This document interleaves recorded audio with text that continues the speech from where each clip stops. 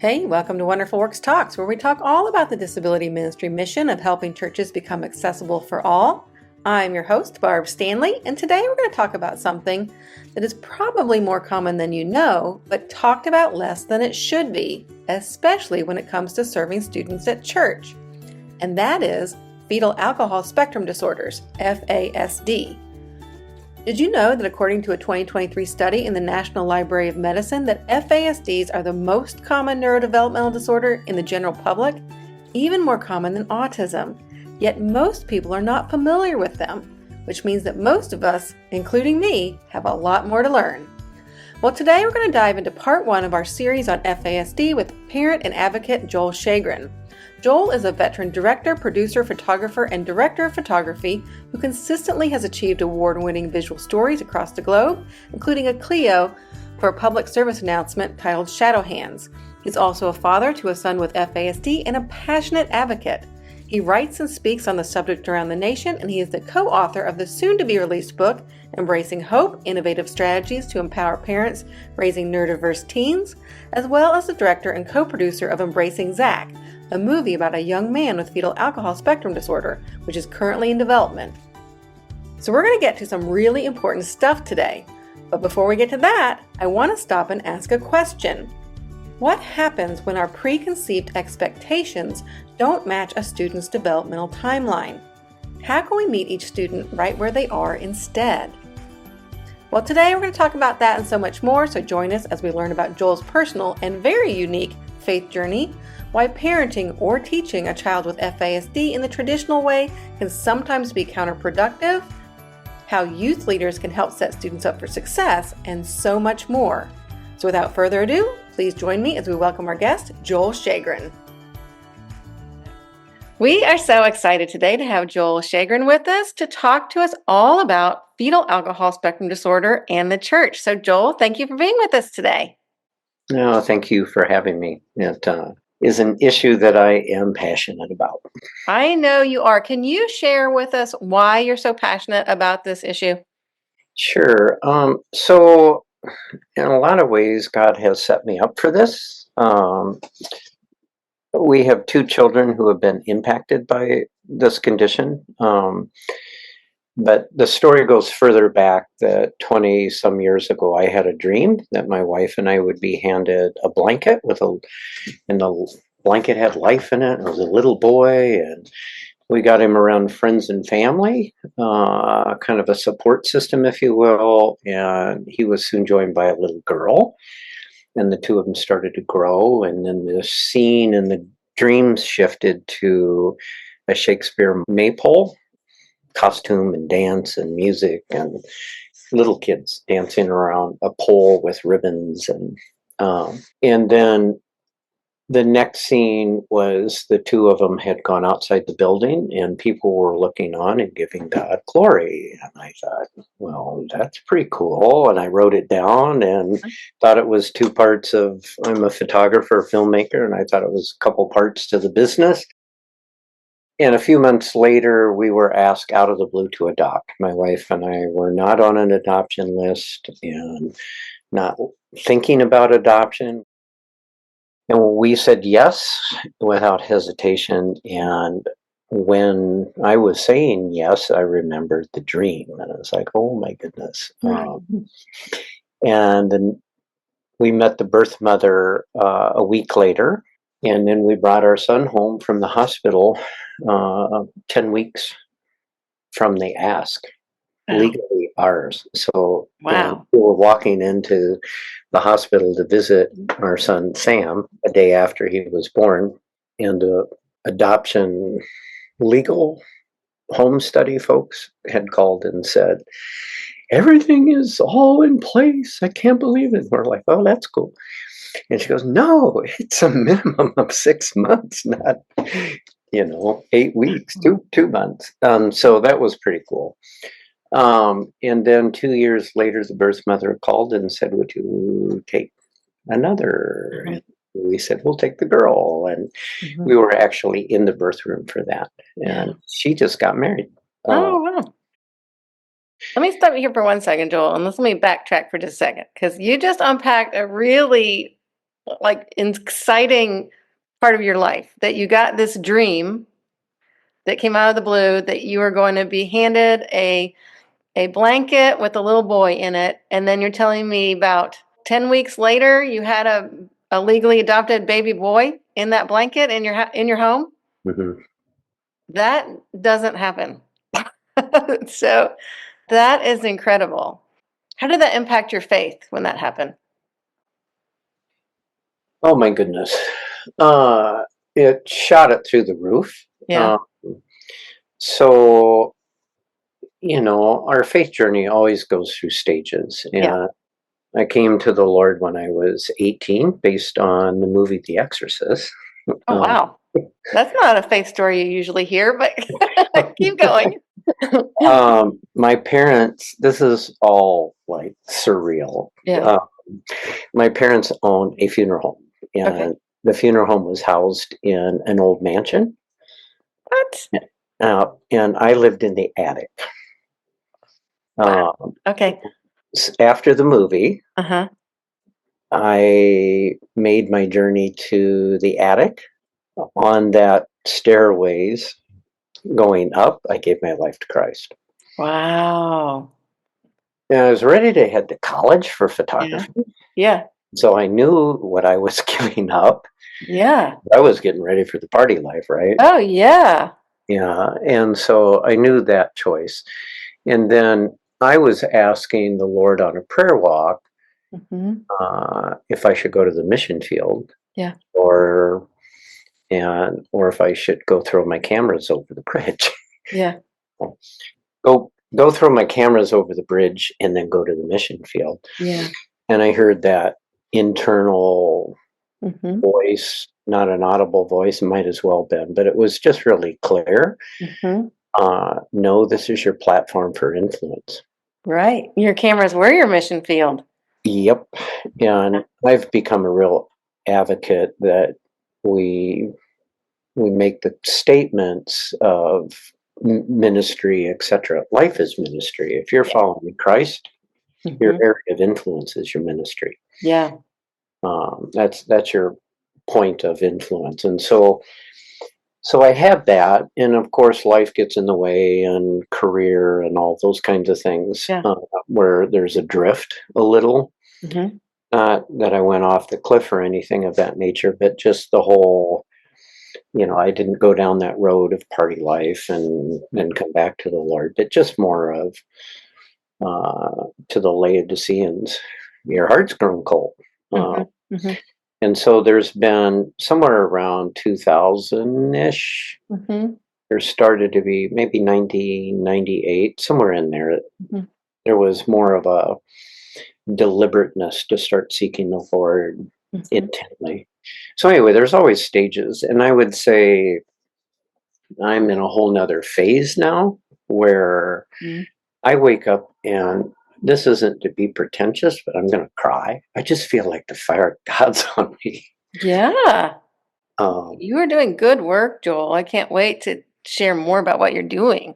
yeah. And Yeah. so I wake up with a real deliberateness and a real attention and understanding that I'm partnering with God on something. Hmm.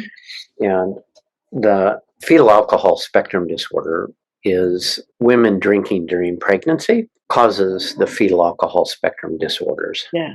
So Um, did you know when you said yes to your son, did you know at that time that his mother had drank during pregnancy? she gave us an 11-page report. Oh, wow. Yeah, she was open about it. Okay. So it went right over our heads, and Sure. it didn't matter to us. Yeah. But because of that, Hmm. 14 years later, my wife, when some things were happening, circled back and said, "Let's Hmm. explore the alcohol side Yeah. of this for a diagnosis." And neither I went right over my head. Hmm. My wife had a tiny bit of information, Hmm. um,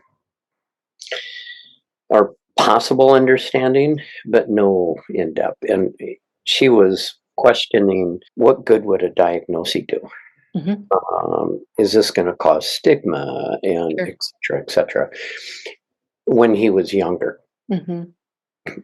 And when some bigger things happened when he was 14, it's like, well, we just have to find out. Yeah.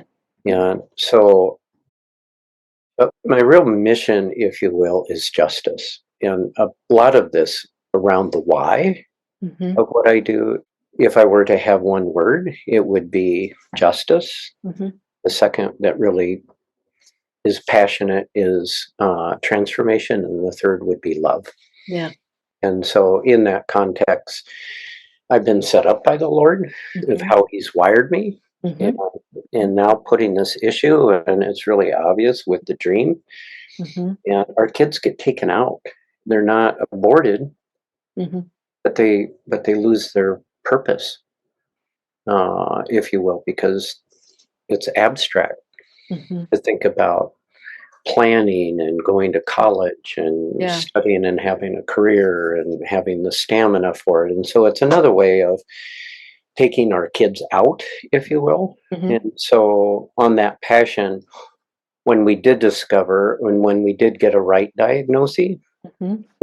the light bulbs went off on how to parent different, Mm-hmm. and we needed training. Mm-hmm. And so we really sought out education Mm-hmm. around how to parent because traditional parenting wasn't working. If anything, it was super productive. Yeah. Don't be disrespectful, and you move towards our son, and that would only escalate things. Yeah. And then you were totally like, why can't he get this? Right. Right. Can you explain to those who are listening a little bit more about fetal alcohol spectrum disorders? I know there's a lot of confusion out there about what it is and what it's not. Yeah, so fetal alcohol spectrum disorder is, we use the acronym FASD, and it's different than FAS, but related. Mm-hmm. And tell me what FAS is. So fetal alcohol syndrome, Mm-hmm. and that comes with a little bit more of the severity with the physical features. It's oftentimes associated with more behaviors as well. Mm-hmm. But the alcohol passes through the placenta and impacts the child right away.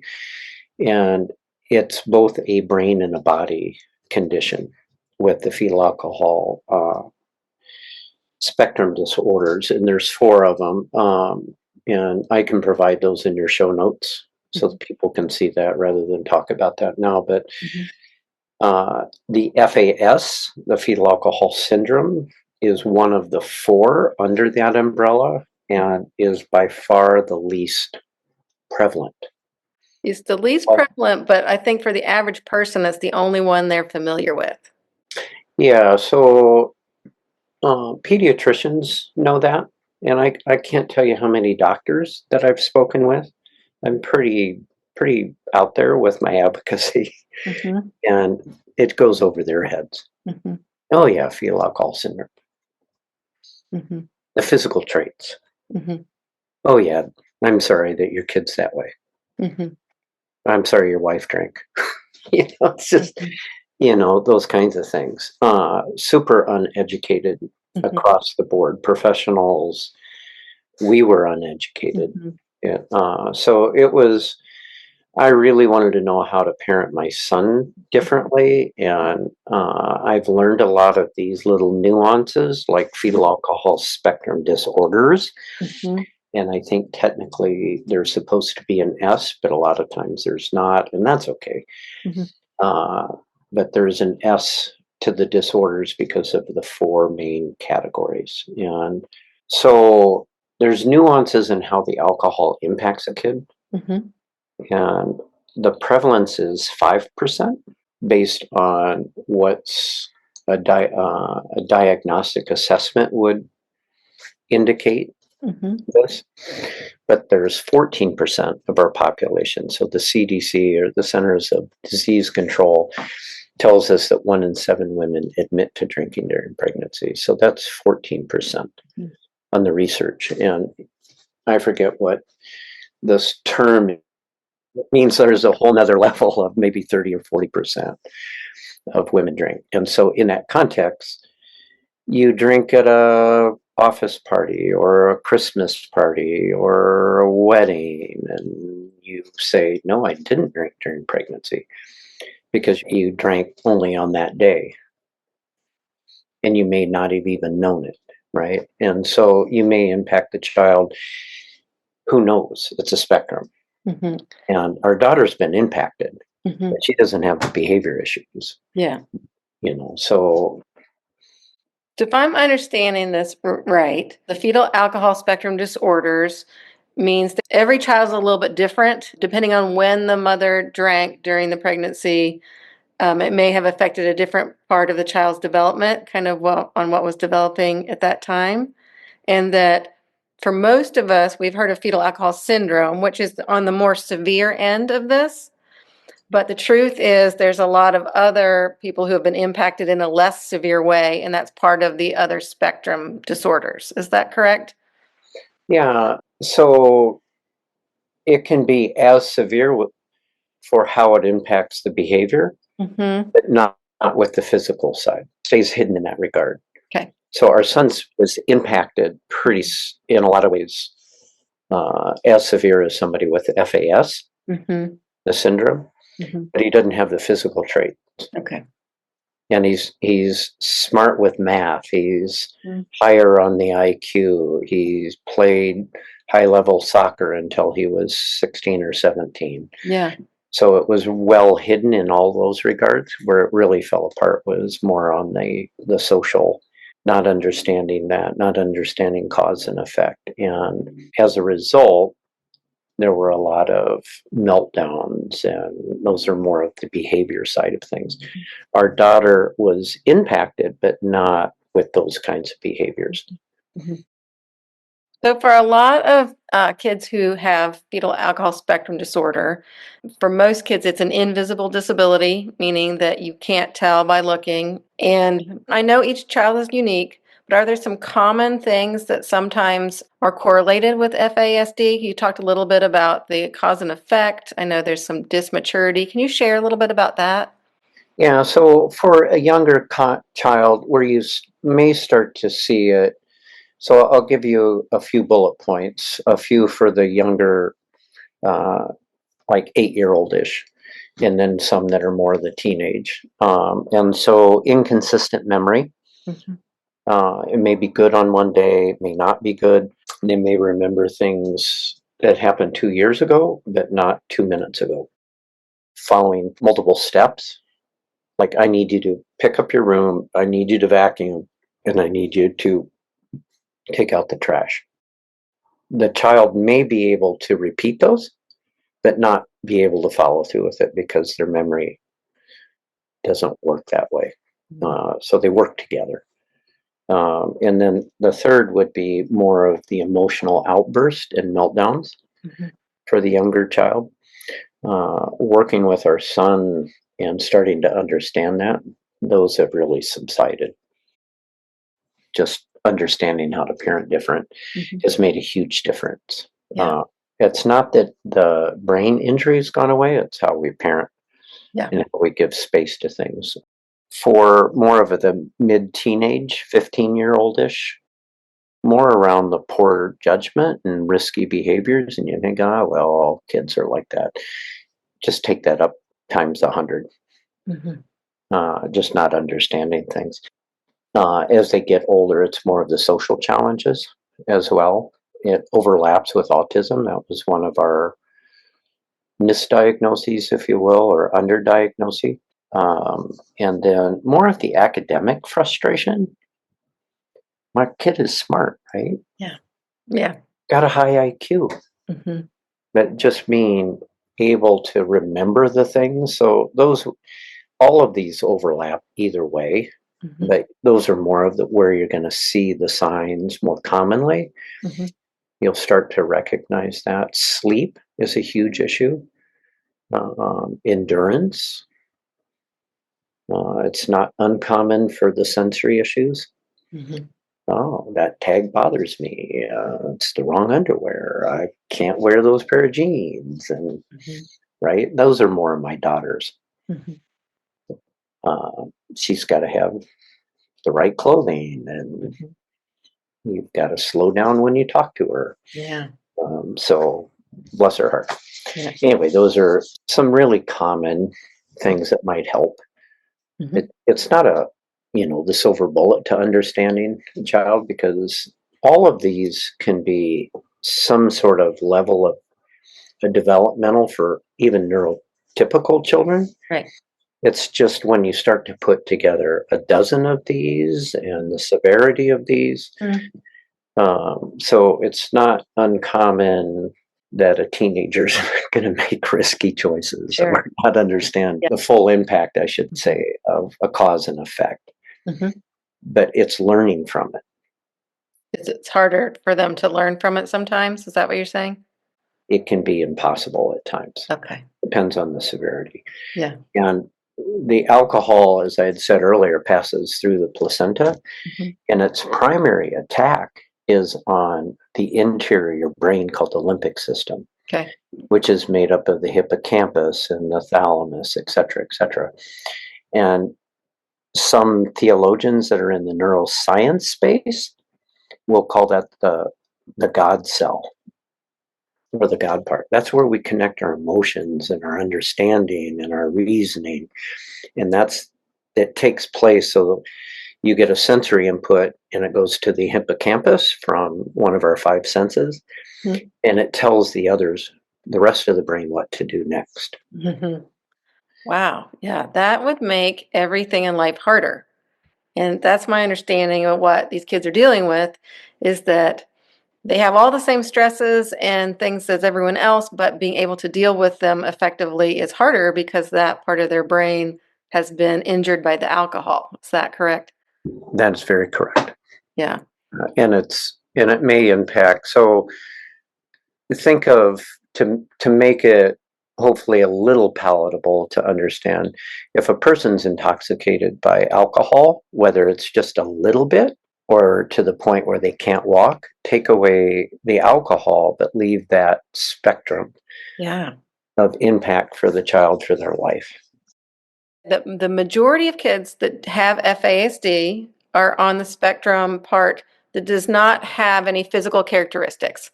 So people don't recognize that they have this disorder. Does that mean that a lot of times they're told they're being lazy or they're being ornery? How does that impact them as they grow and trying to manage this?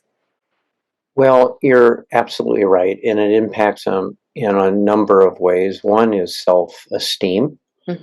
I don't fit in. I'm always judged. I'm always being told X, Y, Z.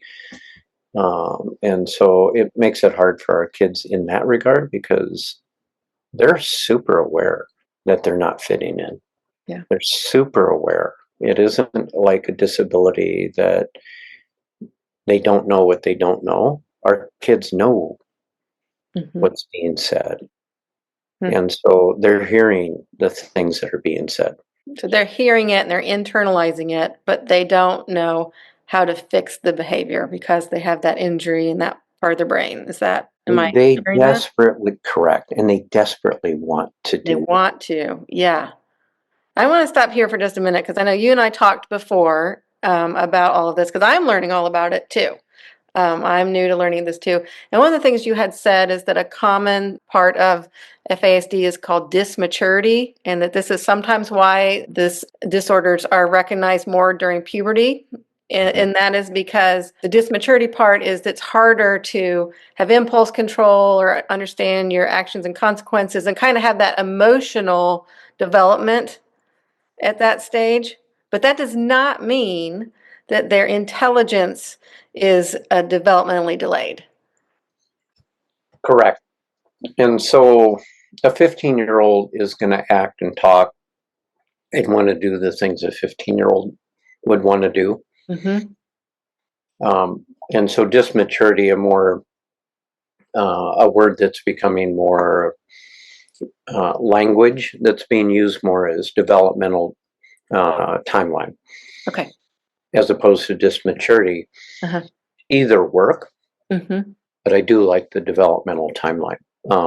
And so what it means, though, is if you were to draw a box and you put that your child's age, chronological age was 15 Mm-hmm. in one quadrant, and you put how they think in terms of social Mm-hmm. and what they're able to comprehend and sort of walk through, might be half that age in another quadrant. Mm-hmm. And that would be true as a lower number, generally half Mm-hmm. for the social, the emotional, those kinds of things. It doesn't mean that a 15-year-old necessarily wants to play with toys. Right. It's more of that they're responding to the social situation more as an 8-year-old. Yes. And they may respond to their emotional needs. And that's why we see, as a younger child, and that's why we see more of the meltdowns. Right. And so that must make places like school and church extremely difficult. Yeah, so think of putting a 16-year-old in a hallway who's really thinking like an 8-year-old Yeah. and not understanding. So it makes the child very vulnerable Mm-hmm. to be taken advantage of, to be bullied, all of those kinds of things, right? Right. And so it's heartache in a lot of regards with that developmental timeline / dysmaturity. Mm-hmm. So when it comes to church, what would be some things you could tell church leaders? And let's talk specifically youth leaders, because we said this is often when I think we expect more out of students as far as their developmental maturity to handle things. Um, what can youth leaders do to help support students with FASD who may be struggling with some of this? Yeah, so ask questions rather than judge, to start there. Um, but in terms of tying in the dysmaturity to that, our kiddos' executive function, meaning being able to plan ahead, etc., they're going to be lacking. So you need grace to understand that, right? And Yeah. I went to our son's soccer coach, which is a youth activity. It's not a church activity, but the way that I said, what it's going to impact you is what you say on Monday during training, he may not remember on Wednesday. Mm-hmm. It's not that he doesn't want to, it's that he's got some memory Mm-hmm. concerns, and being able to stay focused. So repetition helps. And so with a youth leader, you're in a youth group, don't expect the child to remember from one week to the next what you've taught. Mm-hmm. And if you've taught it with fast-paced talk or even normal talk, Mm-hmm. the child may miss every third word because of processing speed. Mm-hmm. So I'm going to talk as though I'm missing words. Mm-hmm. So go, bat, give. Mm-hmm. When I am saying, go give the bat to such and such, give them a hug when you're there. But they may have only heard those few words, right? Yeah. And so they're not getting the instructions. And then you add to that concepts like lay down your life for Christ. Right. That's an abstract. Our kids are terrible at abstract. Mm-hmm. And so you need to make abstract concepts very concrete. Mm-hmm. Such as, I'll just state it again, surrender your life to Christ, right? Mm-hmm. That's pretty abstract. Yeah. Right. Something that's concrete. Think of letting Jesus be the leader Mm-hmm. and choosing to follow his path instead of trying to figure it out on your own. Yeah. It's a lot more concrete. Yeah. So it's those kinds of, use concrete language. Mm-hmm. Don't use Christianese language. Yes. Well, It's out there. yeah, I'm never for Christianese language anyway, because we should all be using the same language. But I want to unpack that just for a little bit, because the first thing that I think youth leaders would need to know is don't make assumptions. I think a lot of times when we have students who may have some processing issues, whether it's FASD or something else, and they don't remember what they've been taught, it's easy to assume they just weren't paying attention. And what I'm hearing you say is that is a faulty assumption that you can have students who are trying their best but can't process it as quickly as it's being taught. So going in as a leader with grace to begin with start there. Very much so. And then what I'm hearing you say is they may not remember from one week to the next what they were taught as far as the theology, but that makes me wonder, are they always going to remember one week to the next what they're taught with the expectations? So I would think that as a leader, you'd also want to review those expectations each time as what is expected. Where do you sit, or where do you raise your hand, or go over some of those things as a reminder? Yep. Yeah. So, and then with the abstract, I think a big thing that all the youth leaders and ministry leaders need to remember is your job is not to teach people the way you want them to learn. Your job is to teach them the way they learn. So going in knowing that, yeah, you may need to rephrase this or teach this a different way to the student, and that is okay. That is not them doing something wrong or a burden on you. That is what your job is. Yeah, or for the most part, regardless of the spectrum, most of our kids want to serve and they want to do well. Mm-hmm. And so, but if your expectation or assumption is that they need to learn the way that you're teaching it, Mm-hmm. and or you make the assumption that they're not paying attention and therefore they need to be scolded or whatever, I hope you're not judging neurotypical kids that way, but it's a common go-to for an adult Mm-hmm. to make the assumption they're just not paying attention. Mm-hmm. So you raise your voice, or you move to them, or you do some sort of shaming. And I hope out of the love of Christ, you can change those expectations that you have, that our kiddos want to do the best. Mm-hmm. And that's not just true for our developmental disability kids, but for all kids. Yeah. You know, they want to do well. They're teenagers. Mm-hmm. Yeah. And teenagers going to remember everything or pay attention, or somebody said something, Mm-hmm. or, you know, in the case of a lot of our kids that need attention, Mm-hmm. they may be distracting other people Right. because they're only hearing every third word, Mm-hmm. or because the music's too loud, or the lights are too flickery, or, you know, et cetera, et cetera. And so their go-to is, well, we'll just try to get somebody's attention by doing Right. dumb stuff. And Right. in that context, it's on the leader then to make the adjustment, because the kids aren't hearing what you're saying. Mm-hmm. Not that they don't want to, but you're presenting it too fast or too abstract, or etc. So if you have a student who is distracting other students because they're having a hard time processing what you're saying and staying focused, what are some good things that youth leaders can do to help?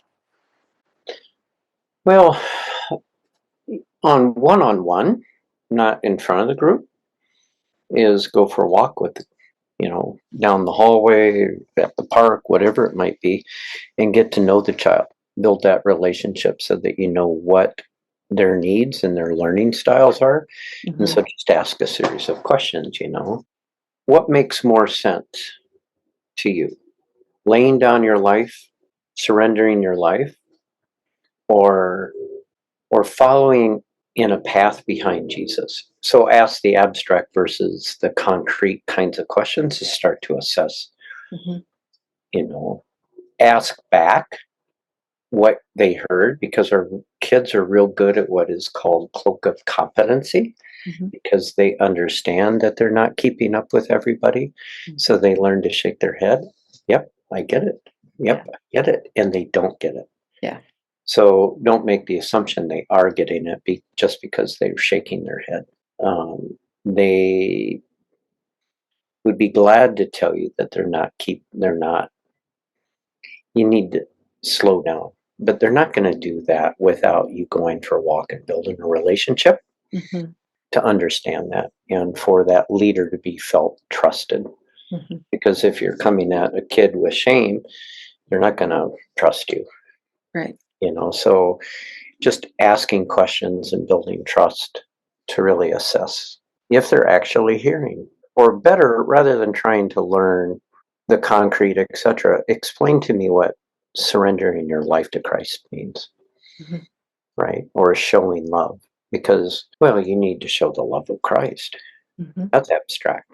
Mm-hmm. Hey, when you see somebody come in that door, go give them a hug and tell them they're welcome.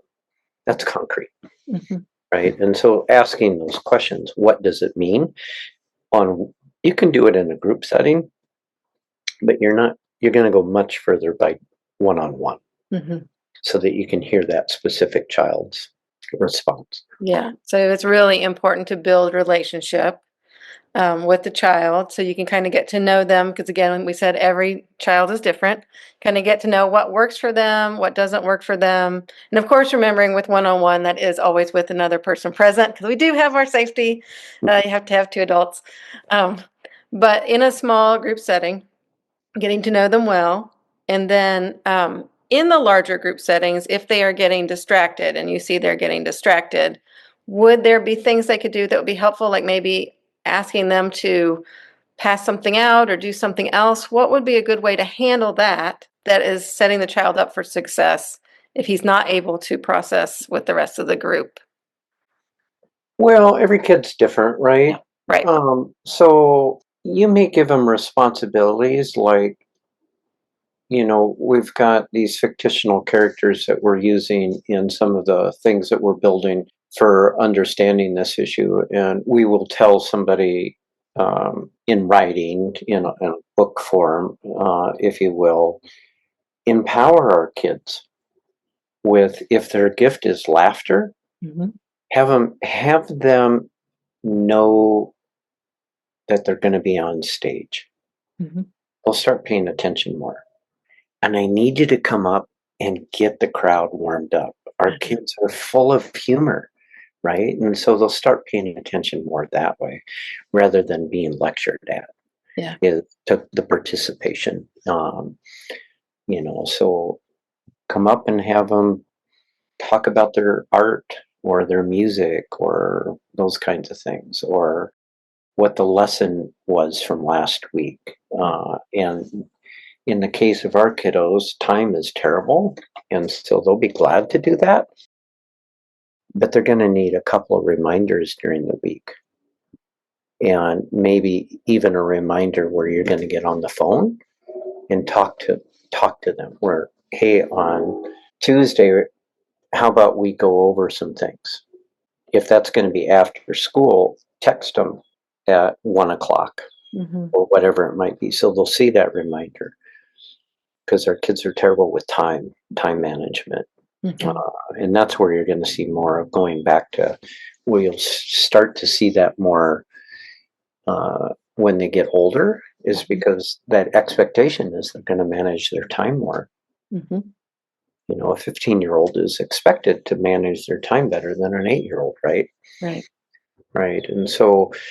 And then you're going to need to send them another text and another reminder 2 or 3 times before Sunday. But the reality is they're going to bring to you something that is remarkably different and creative.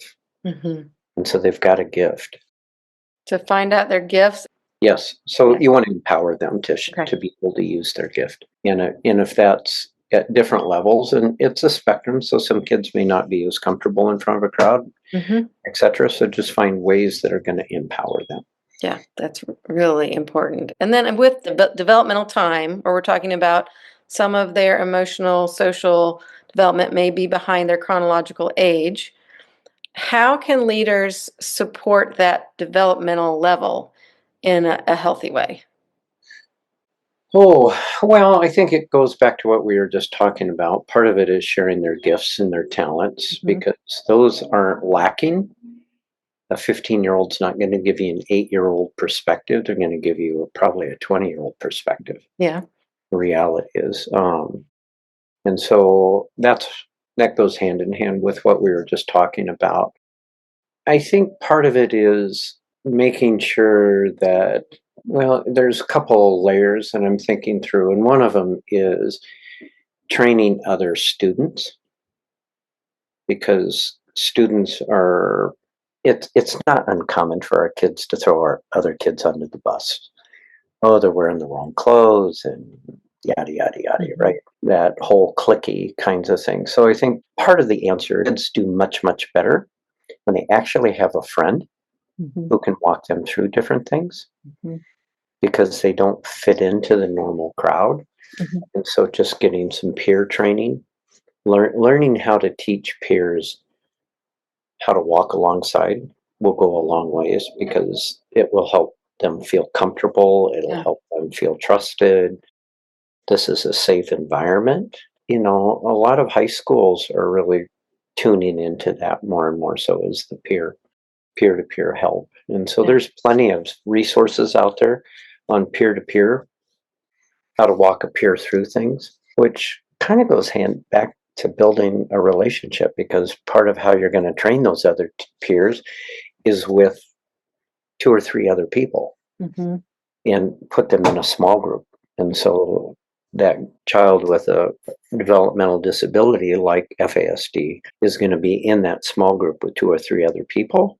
What do you need? And train, how do you help support that? Yeah, that's really good. Is there ever times when you may want to have an extra adult volunteer or buddy help a student? Yeah. So the dysmaturity piece can get a little tricky.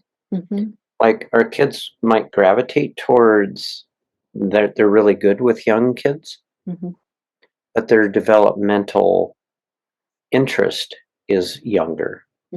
So you have to have adult supervisor. Yeah. Otherwise it can be tricky. And it's not that our kids are perverted. It's their developmental timeline is not running parallel to being 15. And so so having an adult, which I think is kind of standard anyway anymore, is to have that accountability side of things. So you just don't want to leave our kids alone. You want to make sure there are adults. And so, yes, that's important as well. Yeah. So in a youth setting, if I'm understanding what you're saying, sometimes some kids may feel more comfortable with children who are a little bit younger than they are, because their social and emotional developmental age would be similar. But the students that are older would also have the interests of older students.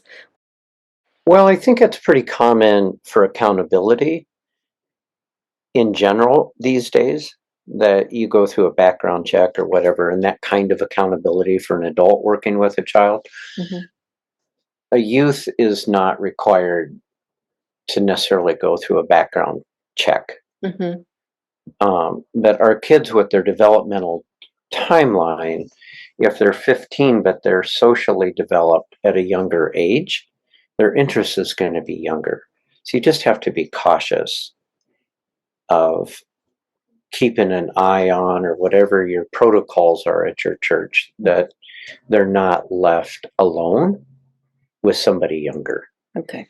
In a private setting. If there's 3 youth workers who are going to go help out with the younger kids, that's not uncommon. Just make sure that that child with the developmental disability isn't left alone. Yeah. In that setting, that they've got the other teens working with them. Yeah. So when it comes to having supervision or support, you would want to support that student at their developmental age level more than their chronological age level. Does that sound fair to say? Okay. Yeah. Yeah. And I think I'm referring to that as well as to service. So with some of these things we're talking about today in the church setting, have you seen any churches who have really used some of these techniques and come alongside families and seen kids do well there? Not personally. I know that our church that we're attending is very deliberate in moving that direction. They have a Sunday school class that's more specific for the younger kids, and the leadership there is highly interested. I've presented some things about coming alongside parents, actually, to support parents. Um, but personally, no. We've gone to a couple mega churches in the past, and it's all about lights and music and sound and hype and fast and abstract, et cetera, et cetera. And both of our kids really struggled. Our son more so in that setting.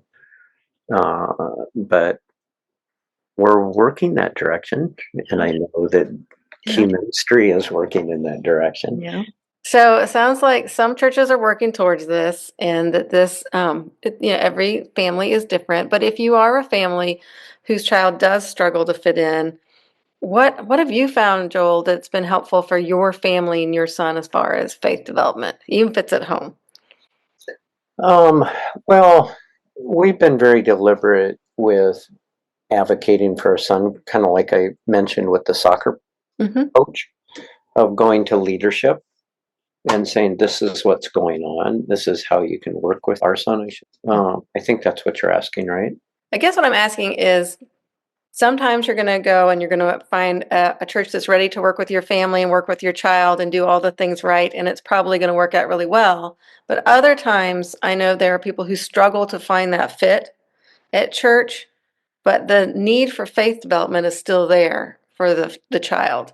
So if you are a family who is still searching for the right church for your child, what would you tell them from one parent to another? It's important to be proactive, to advocate. If you're sending your child to the youth group, then sit down with the leadership there and let them know what your child's needs are. And every individual is different anyway, so we don't know how they're going to respond. But you hope in a church setting, they're going to want to listen. And so my encouragement would be, when you're having those conversations with the leadership, would be how this will benefit. Our child needs these, and we're not asking for a special accommodation, and list that XYZ, what those needs are. But what we are saying is we need you to, we would like for you to pay attention to what these needs are, not to make the accommodations, but maybe the music doesn't need to be at 500 decibels. Maybe you could bring it down to 250. Those kinds of things. Our son wants to, or our child wants to pay attention, but sometimes, and then list those specifics. Our child processes slower. Our child has sensory issues. And we're not asking you to change. We're asking you to pay attention to how they respond to that, and to be able to know how to respond to them. Because if they get up and leave because it's overwhelmed for them, they're not leaving out of disrespect. It's their survival mode. The music's too loud. The lights are too flickery, et cetera, et cetera. The teaching is too abstract. So just don't assume that our child is being willfully disrespectful. We're letting you know they have different needs and they may respond different than your neurotypical child. So just being proactive in those regards. Yeah. And how important is it for the youth leaders to work with the family and to reach out if they have questions? Well, a lot of times the families, like in our case, we felt totally, totally isolated, misunderstood. We know there were the looks of judgment, right? And it's difficult to advocate it's easy to advocate for our child, but it's harder to advocate for ourselves. And we did not participate in a ton of stuff because of that developmental timeline, that dysmaturity piece, because we weren't sure what the safety was or what the protocols were going to be, or if our son could be with us. And not that our son didn't want to do well, we just didn't know what the situations were or how they were going to respond. Would that have been helpful if you would have had more communication from the leadership? Oh, it would have made a huge difference. And I'm working with our church right now, and they're very open to how do we support families. Just a conversation. I don't need to be a therapist, but somebody out there understands that you're isolated and that it's hard and it's draining. It can suck the life out of the air out of the room, so to speak, at home to try to keep up with the needs.